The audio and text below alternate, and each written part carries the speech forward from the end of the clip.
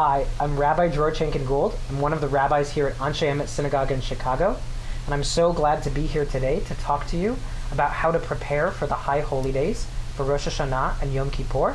Whether this is your first time or your fifth time, we're all getting in the mood and in the season, and we're happy to talk about what we could do to get in the swing of things. So you mentioned in the month before Rosh Hashanah listening for the Shofar. shofar. That's right, exactly. Yeah, good. So this is a shofar. This is mine.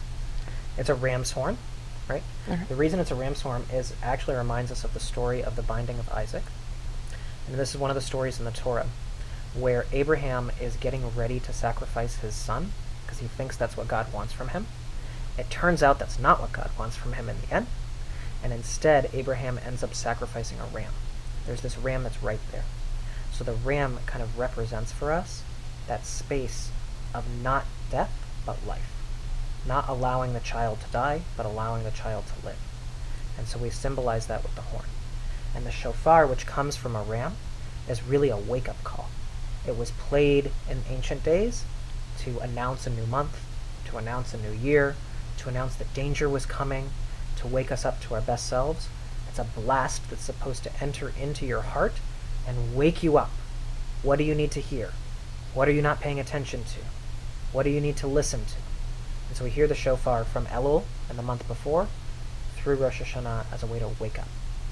And it sounds something like this.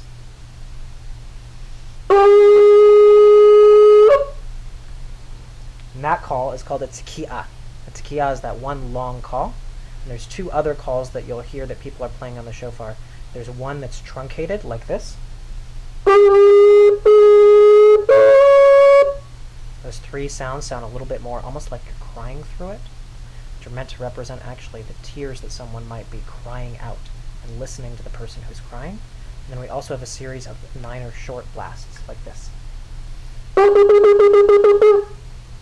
And so on the time when you hear the shofar, you'll hear all of those. The long sound, the 3 medium-sized sounds, the 9 short sounds, all of them bringing us into this way of waking up to the cries and the screams and the alarm clocks we need to hear to be our best selves.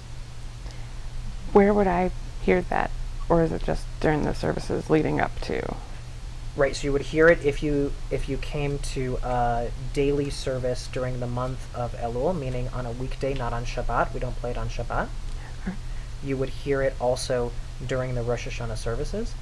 Or, if you wanted, and you happen to get one for yourself, you can play it at home. And that could be a way during the time of Elul to really hear the sound. It's so important to people to hear it, not to play it. The mitzvah, the commandment is to hear it. That people who are in the hospital, people who are at home, will ask someone to come to them just to play the shofar, just so they can hear that sound, no matter where they are. We would make sure they can hear it, because it's an essential part of celebrating the holiday.